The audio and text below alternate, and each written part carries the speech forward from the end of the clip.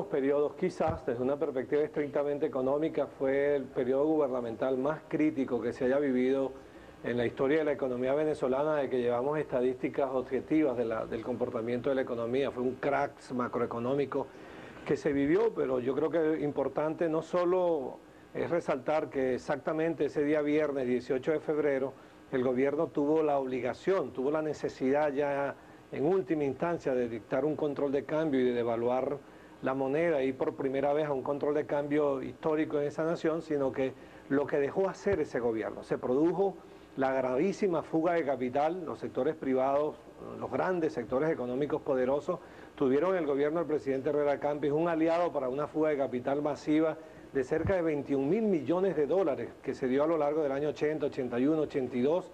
y los primeros días del año 83, porque se recuerda una estadística terrible de que el 1 de enero del 83 hasta el 16 de febrero del 83, 49 días, Banco Central de Venezuela vendió 4.000 millones de dólares al sector privado, es decir, una fuga de capital increíble, insostenible, y solo ocurrió porque aquellos gobiernos eran absolutamente coactados, estaban expropiados por las oligarquías y los grupos económicos, y por supuesto a partir de ahí se le puso un sello de crisis a la vida económica venezolana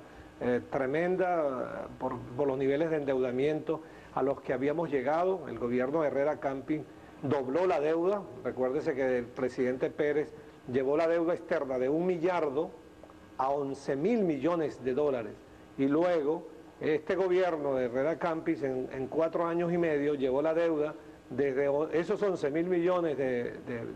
esos 11 millardos de dólares que lo dejaba Pérez a 27.500 millones de dólares, más que doblada, es decir, fue un desastre total y por supuesto no significó crecimiento económico ni ampliación de las capacidades productivas de la economía, y por ello aquella sociedad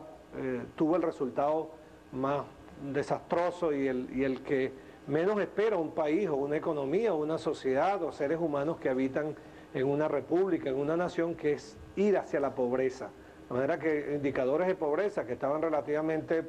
manejables en los años 60 se fueron finalmente al término de la década del 90, que el 56% de las familias de Venezuela tuvieron una situación de grave crisis. Y querría recordar simplemente, además, que durante el gobierno del presidente Herrera, que en paz descanse, se aplicó por primera vez, sin que se firmara con el FMI,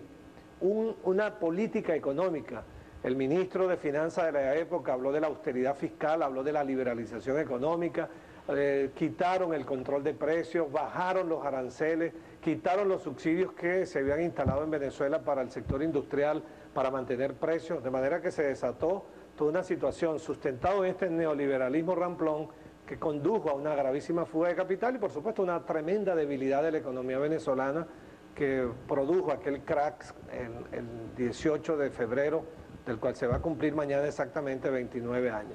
Fíjate, Rodrigo, que las estadísticas de criminalidad indican que a partir de esa fecha, de ese 18 de febrero, los índices delictivos en el país, que venían en un determinado nivel, sufrieron un alza, se disparó hacia arriba a partir de aquella fecha del 18 de febrero del 83, unos índices de criminalidad que luego ha sido prácticamente imposible revertir a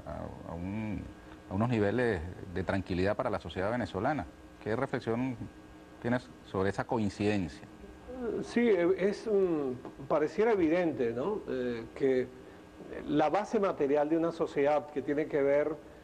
con la posibilidad de que las inmensas mayorías, las grandes mayorías, no estamos hablando de privilegiados, de los sectores ricos o poderosos, sino que las grandes mayorías tengan la posibilidad de acceder a la educación, de acceder a la salud y particularmente y básicamente tener la posibilidad de que aquella economía genere empleo, que genere las oportunidades para tener una vida digna, obviamente.